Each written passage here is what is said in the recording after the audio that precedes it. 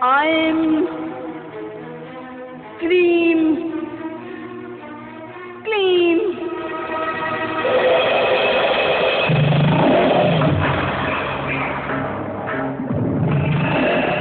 मांडा देवी प्रकट हो।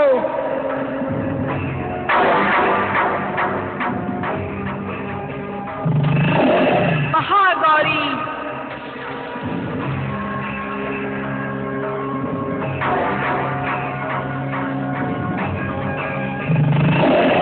ब्रह्मचारिणी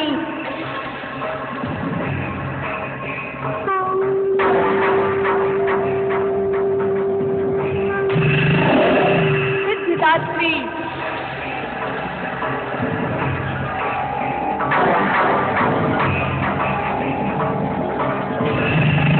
कात्यायनी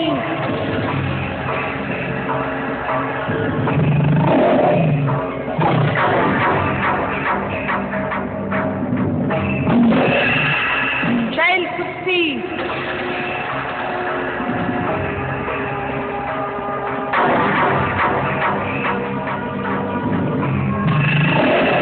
चंद्रघंटा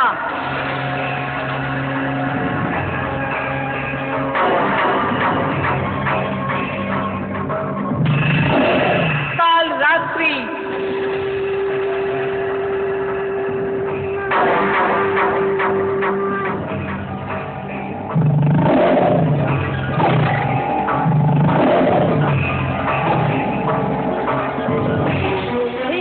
स्वामिनी आज्ञा दें। हे प्रबल शक्तियों, महाप्रलय मचा दो। देव, दानव, शिवगण, उन सभी का सर्वनाश कर दो। हे महाशक्ति, हे महामाया, हमें क्षमा कर दो, क्षमा कर दो। हे नौ दुर्गे, इस हाहाकार को समाप्त करो देवी, समाप्त करो, अन्यथा सृष्टि समाप्त हो जाएगी। क्षमा करो महामाया, हमें क्षमा करो। हे महाशक्ति, हे मातेश्वरी, जगत को सर्वनाश से उबारिए। हमारे अपराध क्षमा करो महामाया, हमारे अपराध क्षमा करो, हम आपके अपराधी हैं। हमें क्षमा करो महामाया, हमें क्षमा करो। क्षमा करें महाशक्ति, क्षमा करें। हम सब आपसे हाथ जोड़कर प्रार्थना करते हैं, क्षमा करें।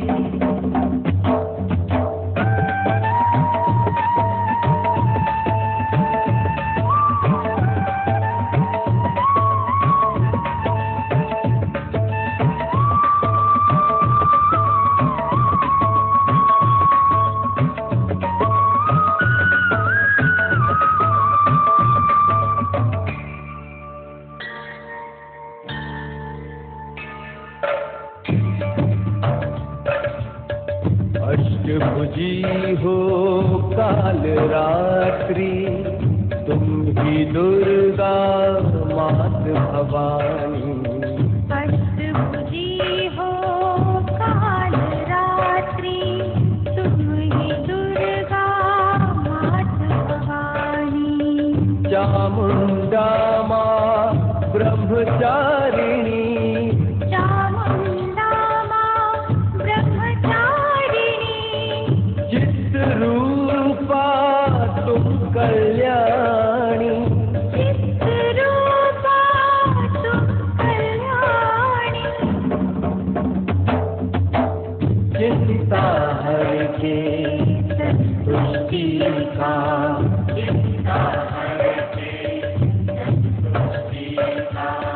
वरदे देवी ओ कात्यायनी।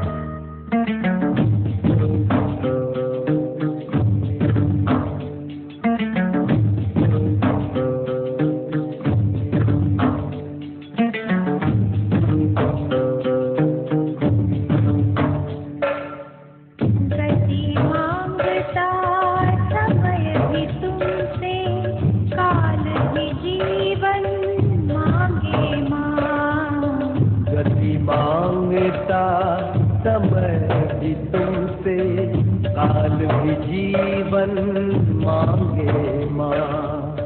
मेघ भी जल की भिक्षा चाहे, मेघ भी जल की भिक्षा चाहे। बिजुली गर्जन मांगे माँ, बिजुली गर्जन मांगे माँ। देव कुबेर भी आपके द्वारे,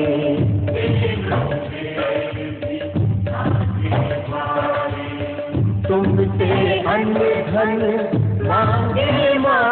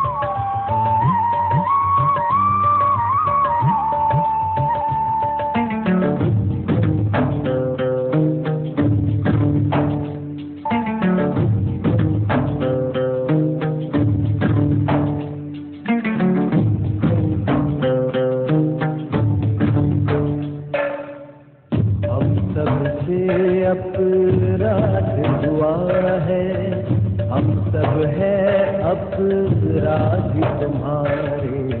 हम सब से अपराध हुआ है, हम सब है अपराध तुम्हारे। करते हैं अब क्षमायाचना, करते हैं अब क्षमायाचना। शीश झुकाए बाह पसारे, शीश झुकाए बाह पसारे। श्वासों के संग व्याकुल में,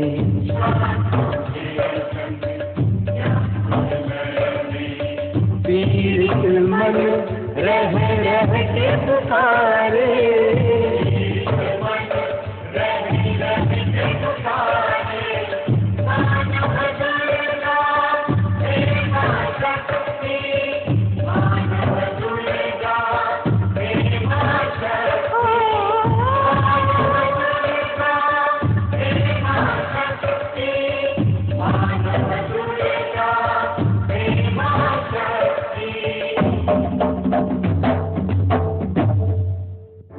शांत हो जाए महाशक्ति।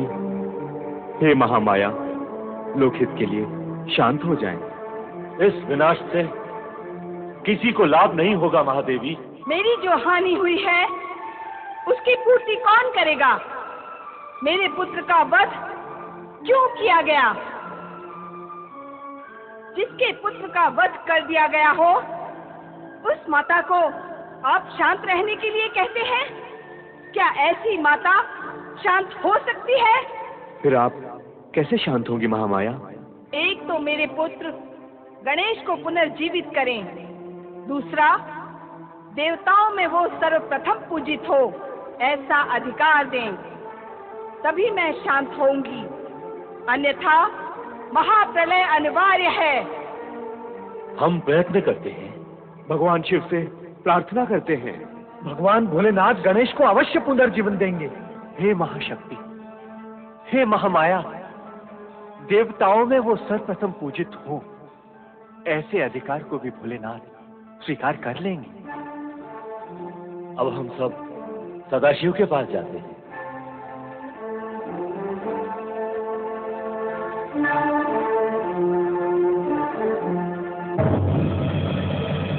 ऐं ह्रीं क्लीं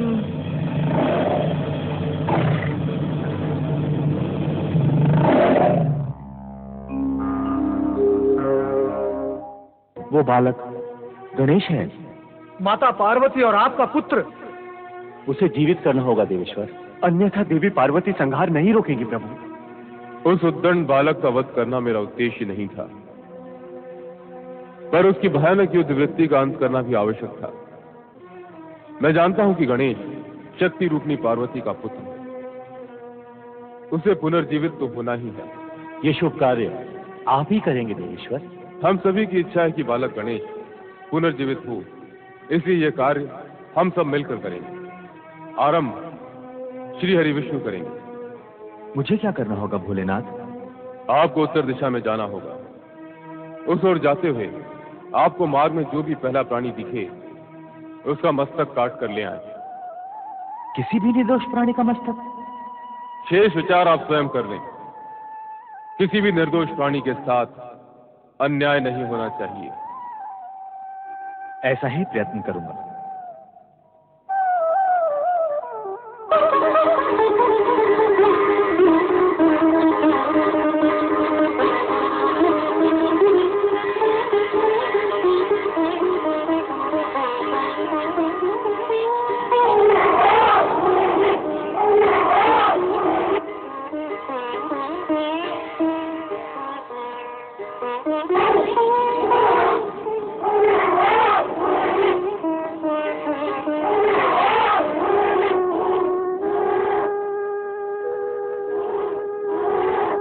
आपको उत्तर दिशा में जाना होगा।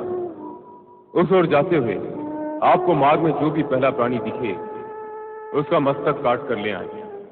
यही तो है पहला प्राणी, इस निर्दोष का मस्तक।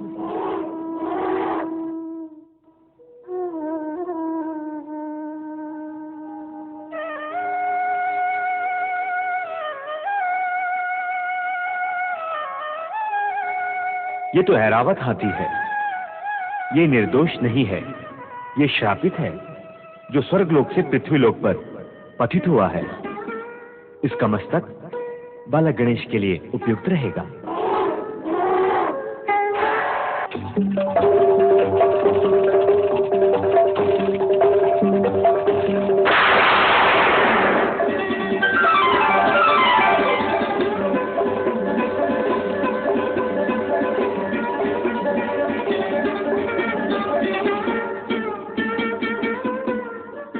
श्री हरि विष्णु के चरणों में ऐरावत का कोटि कोटि प्रणाम।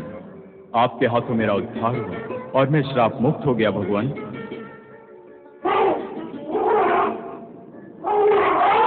तुम्हारा श्राप काल पूर्ण हो गया था ऐरावत। विधि के विधान में एक एक पल की गणना और गणित है। भगवान शिव द्वारा गणेश का मस्तक काटना और उन्हीं के आदेशानुसार मेरा उत्तर दिशा में जाकर तुम्हारा मस्तक काटना ये संयोग मात्र नहीं है। ये सब निश्चित कार्यक्रम काल गणना और कार्यफल के अनुसार घटित हुआ है। जाओ, स्वर्ग जाओ। आपकी कृपा से मुझे पुनः स्वर्ग में स्थान मिलेगा प्रभु। जाओ, स्वर्ग जाओ। मुझे भी कैलाश पहुंचना है।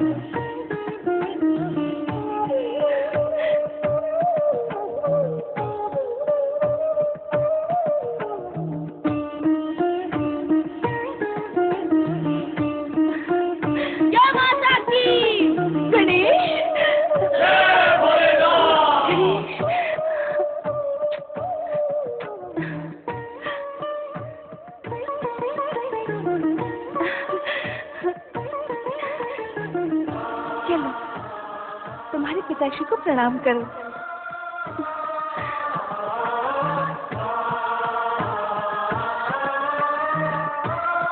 प्रणाम पिताश्री। गणेश गजानन हो गए। गणेश गजानन की जय। गणेश गजानन की जय। गणेश गजानन की जय। पार्वती, तुम्हारी एक मांग तो पूर्ण हो गई, एक और शेष है। उसे भी पूर्ण कर दें स्वामी। हाँ, आज से पुत्र गजानंद गणेश की देवताओं में सर्वप्रथम पूजा होगी, ऐसा मैं अधिकार प्रदान करता हूं।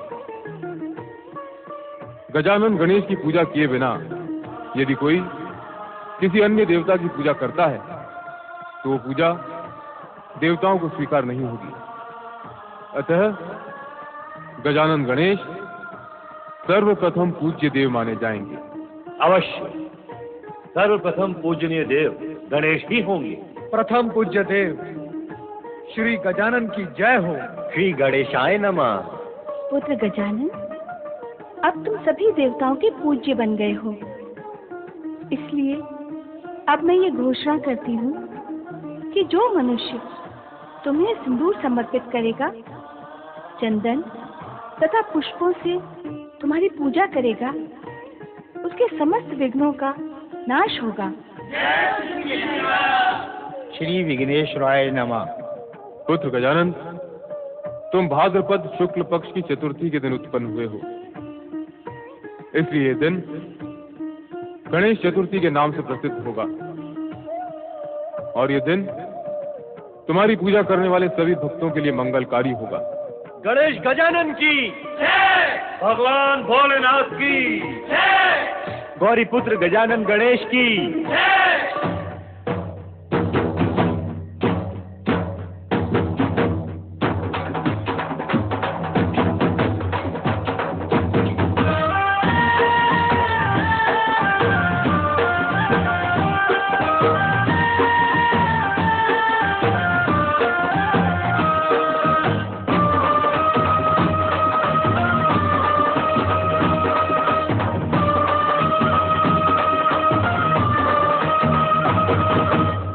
जय गौरी पुत्र गणेश, जय जय गौरी पुत्र गणेश, जय जय गौरी पुत्र गणेश, जय जय गौरी पुत्र गणेश। सर्वदेव के प्रथम पूज्य हो, परम हितैषी तुम हो हितेश। सर्वदेव के प्रथम पूज्य हो, परम हितैषी तुम हो हितेश। जय जय गौरी पुत्र गणेश, जय जय गौरी पुत्र गणेश।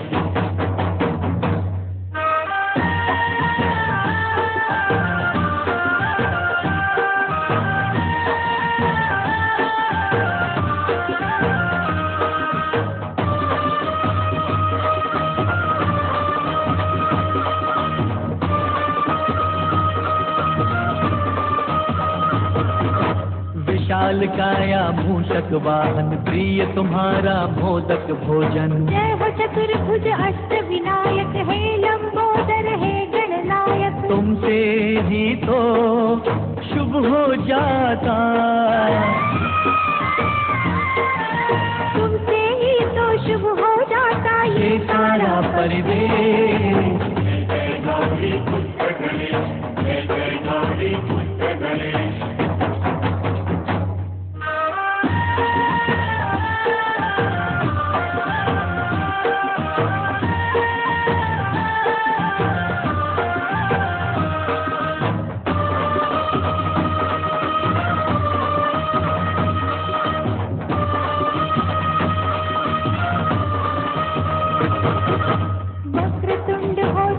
गजानन मंगल मूर्ति हो भय भंजन। रिद्धि सिद्धि के तुम हो दाता, भाग्य के भी भाग्य विधाता। तुमसे कटते तुम ही हरते, तुमसे कटते तुम ही हरते सबके कष्ट टले। जय गौरी पुत्र गणेश, जय जय गौरी पुत्र गणेश।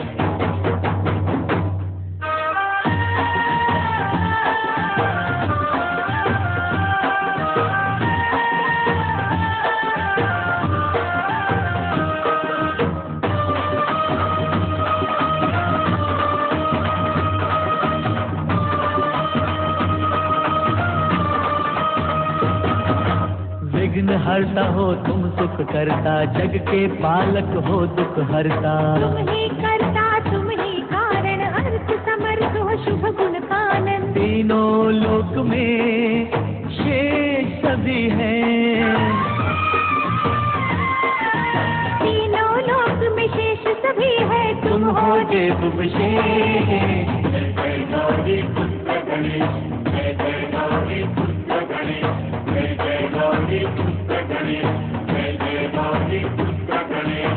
सर्वदेवों के प्रथम पूज्य हो परम हितैषी तुम हो हितेश। सर्वदेव के प्रथम पूज्य हो परम हितैषी तुम हो हितेश। जय जय गौरी पुत्र गणेश, जय जय गौरी पुत्र गणेश, जय जय गौरी पुत्र गणेश, जय जय गौरी पुत्र गणेश।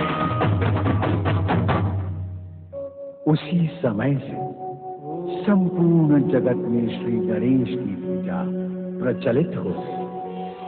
संपूर्ण आर्यावर्त में सिद्धिदायक, सुखकर्ता, दुख हरता के मंदिरों का निर्माण हुआ।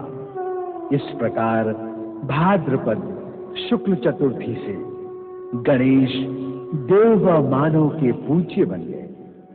इस सुखद बेला में वे अपने अग्रज कार्तिकेय से मिले अवश्य, किंतु भविष्य का घटनाक्रम योग निद्रा में सोए श्री हरि विष्णु को कुछ अनोखे ही सत्य का संकेत दे रहा था।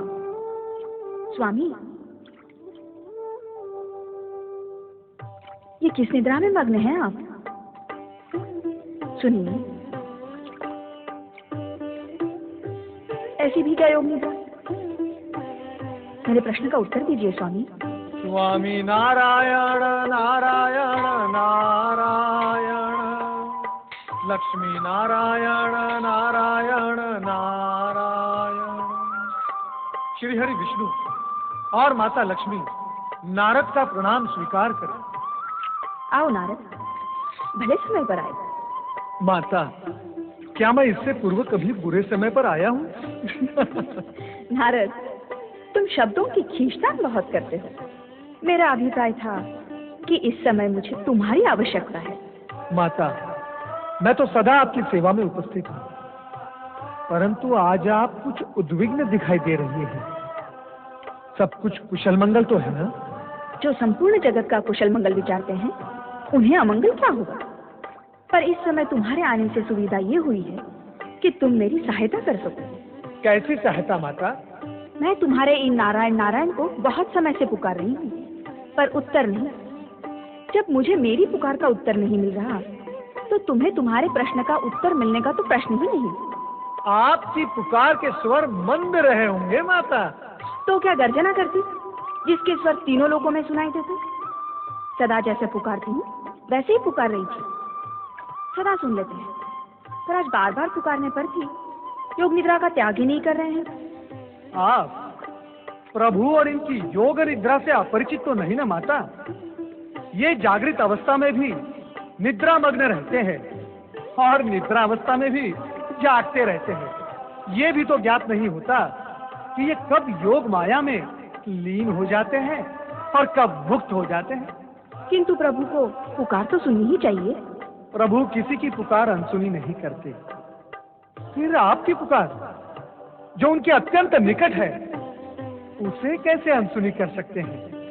नारायण नारायण। देवी लक्ष्मी, नारद सत्य कह रहे हैं। यदि मेरा अनुमान सत्य है तो आप योग माया में लीन भविष्य का कोई दृश्य देख रहे थे, है न प्रभु? उत्तम, अति उत्तम नारद। तुम्हारे तथ्य, अनुमान, कथ्य सभी सत्य हैं।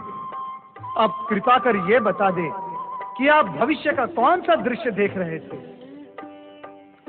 मैं गणेश व कार्तिकेय की क्रीड़ाओं व लीलाओं को प्रत्यक्ष रूप से देख रहा था। वर्षों से उनकी लीलाओं से सारा कैलाश ही नहीं, संपूर्ण जगत गुंजायमान हो रहा है। देखने और कहने के पश्चात आप सोचने क्या लगे प्रभु? भगवान, आपका इस प्रकार विचार मग्न होना एक और सत्य प्रकट करता है कि आप भविष्य की किसी ऐसी घटना के विषय में चिंतन कर रहे हैं जो शुभ और सुखद नहीं है। मेरा अनुमान सत्य है न प्रभु? सदा ही तुम्हारा अनुमान सत्य नहीं होता नारद, और हो भी तो सदा ही हम हाँ कहने की स्थिति में नहीं होते। माता, अपने पति के पक्ष में इस प्रकार हंसकर मुझे निरुत्साहित करना क्या उचित है? यदि मेरा अनुमान सत्य भी होगा तो भी भगवान हाँ नहीं कहेंगे। क्या ये उचित है माता? सुनो नारद, विषय गंभीर है। मैं सोच रहा था कि मिलन के साथ वियोग और हर्ष के साथ विषाद साथ साथ ही क्यों जुड़े रहते हैं? क्षमा करें प्रभु, आप सुदर्शन चक्र तो घुमाते ही हैं, अनेक बार चर्चा और विषय को भी घुमा देते हैं। भगवान, आपने चर्चा चलाई थी गणेश और कार्तिकेय की, परंतु ये मिलन वियोग हर्ष विषाद का विषय कहां से आ गया? कहीं इन दोनों में संबंध तो नहीं? हो भी तो हम कर भी क्या सकते हैं? विधि के विधान से कोई भी मुक्त नहीं है नारद। स्वयं ब्रह्मा, विष्णु, महेश भी नहीं। हम तो केवल एक सामान्य सत्य के बारे में कह रहे थे। सामान्य सत्य? नारायण नारायण, नारायण का सामान्य सत्य। कार्तिकेय और गणेश दोनों भाइयों में कैसा अगाध प्रेम है। हाँ, दोनों सदा साथ साथ रहते हैं, क्रीड़ाएं व लीलाएं करते हैं। दोनों की लीलाओं को देखते हुए कितने वर्ष व्यतीत हो गए, हमें ज्ञात ही नहीं रहा। स्वामी, माता, क्या आपने कुमार कार्तिकेय को देखा है? कार्तिकेय और गणेश तो दोनों साथ साथ क्रीड़ा कर रहे थे। गणेश कहाँ है? उससे पूछो, वह बताएगा कार्तिकेय के विषय में। गणेश भी उन्हीं को ढूंढ रहे हैं और मैं भी कुमार कार्तिकेय को ढूंढता हुआ यहाँ आया हूँ। माँ, बड़े भ्राता कार्तिकेय को कहाँ भेज दिया आपने? आज प्रातः से ही वे कैलाश पर दिखाई नहीं दे रहे। वो देखिए, वो आ रहे हैं।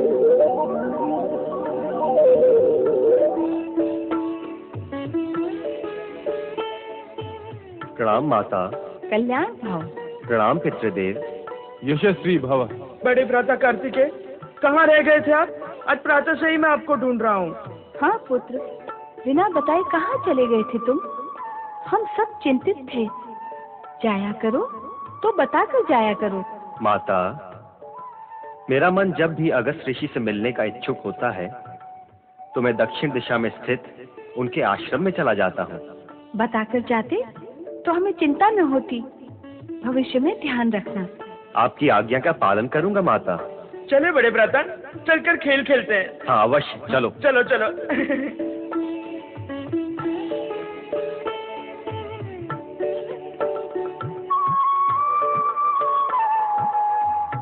स्वामी, हमारे दोनों पुत्र युवा हो गए हैं।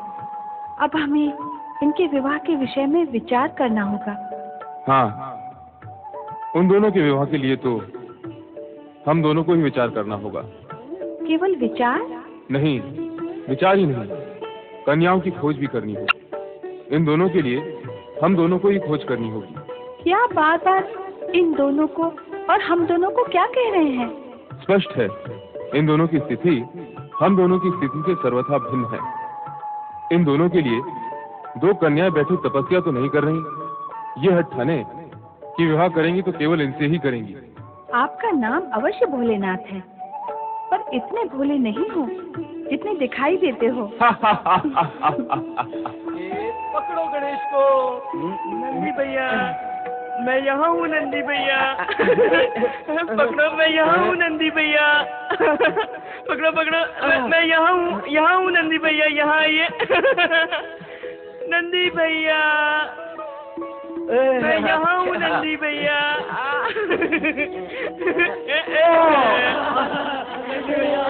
नंदी भैया हार गए, हार गए, नंदी भैया हार गए।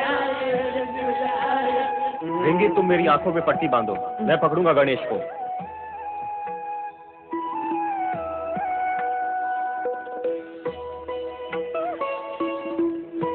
पकड़ो गणेश। बड़े भ्राता, पकड़ो पकड़ो पकड़ो बड़े भ्राता, मैं तो यहाँ हूँ। नहीं नहीं, बड़े भ्राता, कार्तिकेय भ्राता, मैं यहाँ हूँ। आइए आइए। यहाँ आइए बड़े भ्राता, मैं यहाँ हूँ। बड़े भ्राता, मैं तो यहाँ हूँ। बड़े भ्राता हार गए। देखा स्वामी आपने, गणेश कुटिलता करने लगा है। नहीं देवी, ना तो ये कुटिलता है ना चतुराई, ये तो मात्र बाल क्रीड़ा है। गणेश कुटिल तो है ही नहीं। पर कार्तिकेय और अन्य सभी अकारण ही थक रहे हैं। क्रीड़ा में यही तो होता है, प्रतिद्वंदी को थका के छकाया जाता है, जिससे विजय की संभावना बढ़ती है। क्रीड़ा करने वाले सभी दल ऐसा ही करते हैं। ये रहा फल, चलाइए बाण। गणेश, चलाओ बाण।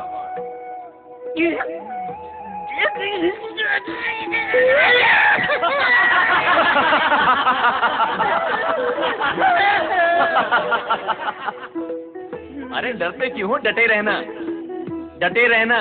गणेश,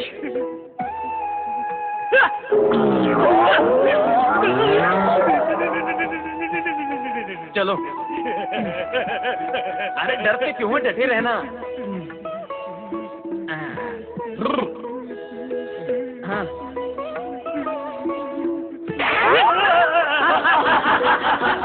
बड़े भ्राता, मुझसे तो सब डरते हैं, आप चलाइए तीर। लाओ। मेरे प्राण तो बच जाएंगे ना। अरे डर मत।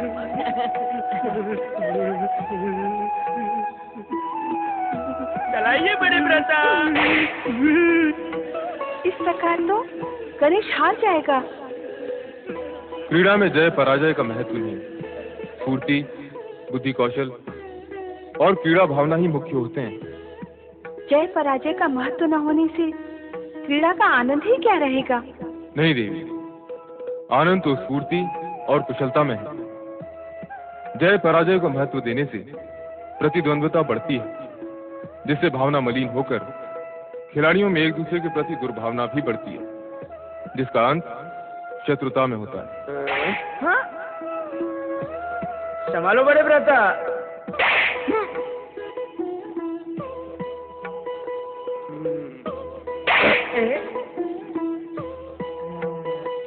ये लो बड़े भ्राता। गणेश, तुम कुटिलता कर रहे हो। बड़े भ्राता, छोटा हूँ ना, भूल तो हो जाती है। दोनों भाइयों में प्रेम और स्नेह है। होना भी चाहिए। स्वाभाविक है। चर्चा का विषय तो तब होता जब दोनों में बैर अथवा घृणा होती। पर स्वामी, क्या यह आश्चर्य का विषय नहीं कि भाइयों में बैर और घृणा होती है?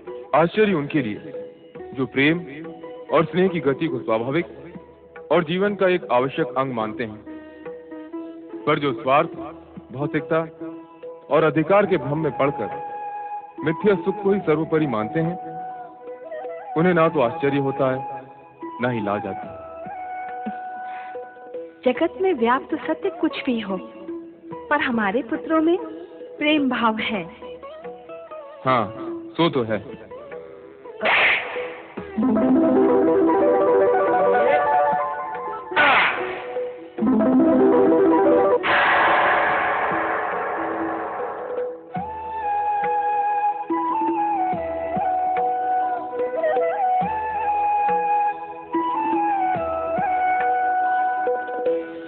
माताश्री और पिताश्री को विनम्र प्रणाम। कल्याण भव। अरे, तो अब तक पुष्प लिए घूम रही है? मैं घूम नहीं रही, प्रतीक्षा कर रही हूँ। अच्छा, तो अब तू भी प्रतीक्षा करने लगी? बुद्धि की बैरी, वाणी को विराम दे। मैं भगवान शिव की प्रतीक्षा कर रही हूँ कि कब वो समाधि स्थल पर आए और मैं उन्हें पुष्प अर्पित करूँ। देख देख, वो आ गए। दोनों पुत्रों की आयु विवाह योग्य हो गई है। अब हमें इनका विवाह कर देना चाहिए। मैं दोनों से पूछकर उनकी इच्छा भी जान लेती हूँ। क्या पूछना उनसे? उनकी इच्छा अर्थात? यही कि वे भी विवाह के लिए सहमति दें। लगता है दोनों में महत्वपूर्ण चर्चा हो रही है, इसीलिए तो विलंब हुआ है। देवी पार्वती, हम दोनों उनके माता पिता हैं और वे हमारी संतान। अभी वो युग नहीं आया है कि विवाह के लिए संतान की इच्छा और सहमति आवश्यक हो।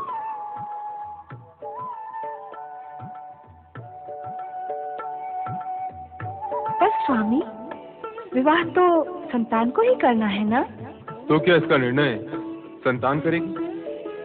तुम इस सत्य को क्यों भूल रही हो देवी कि हमारे दोनों पुत्र विवेकशील और बुद्धिमान हैं, और ऐसी बुद्धिमान संतान ये भी अवश्य मानती है कि उनके माता पिता उनसे अधिक बुद्धि और विवेक रखते हैं, और वे जो भी निर्णय लेंगे उनका हित विचार कर ही लेंगे।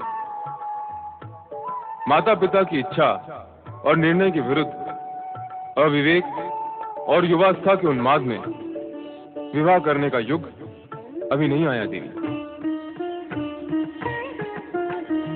पूज्य माता पिता के श्री चरणों में हमारा प्रणाम।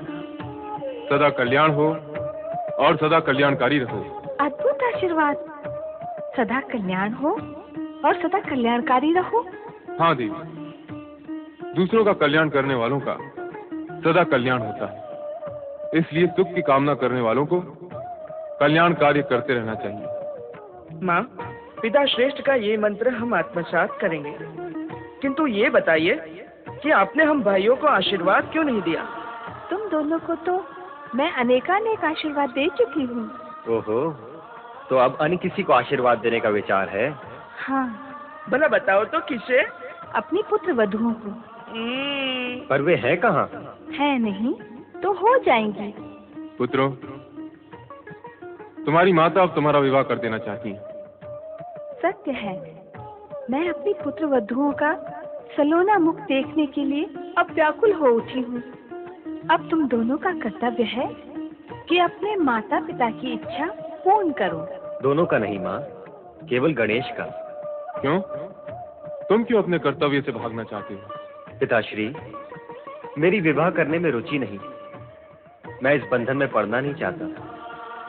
मैं तो जन जन में धर्म और शिव भक्ति का प्रचार करना चाहता हूँ। करो, पर विवाह तुम्हें कहाँ बाधक है? विवाह का बंधन और दायित्व धर्म कार्य में योग साधना नहीं करने देता। बस बस, तुम्हारे पिताश्री से बढ़कर योगी इस जगत में कोई नहीं है, फिर भी वो विवाहित हैं। पिताश्री, आप मौन क्यों हैं? मेरा मौन तुम्हारी माता के पक्ष का समर्थन कर रहा है पुत्र। जगत में कोई भी ऐसे माता पिता नहीं है जो अपनी संतान का कुंवारा रहना सहन कर सके। मेरे पूज्य माता पिता, जब तक बड़े भ्राता कार्तिकेय इस गंभीर विषय पर विचार करें, तब तक अपनी सेवाओं को प्रस्तुत करते हुए आपकी आज्ञा पालन करने के लिए मैं उपस्थित हूँ। किंतु समस्या तो यही है कि मुझ गजवदन को अपनी कन्या कौन देगा? अप्रिय सत्य को तुमने विरोध में कहा है पुत्र, किंतु इसी सत्य का एक दूसरा पक्ष भी है। संबंध की आकांक्षा रखने वाले अज्ञानी केवल शरीर का आकार, प्रकार, रूप और रंग को देखते हैं, किंतु ज्ञानी और अटल सत्य के समर्थक शरीर रूपी शिविर के भीतर विद्यमान गुण, प्रतिभा, विवेक और बुद्धि का मूल्यांकन करते हैं। तुम बुद्धि निधि हो गणेश। तुम्हें अपनी पुत्री देने के लिए अनेक पिता ललायत होंगे। शीघ्र ही हम इस विषय को आगे बढ़ाएंगे। मैं तो माता पिता की इच्छा और आज्ञा को ही सर्वोपरि मानता हूँ। तो हम अति शीघ्र ही गुणवती कन्याओं की खोज करते हैं।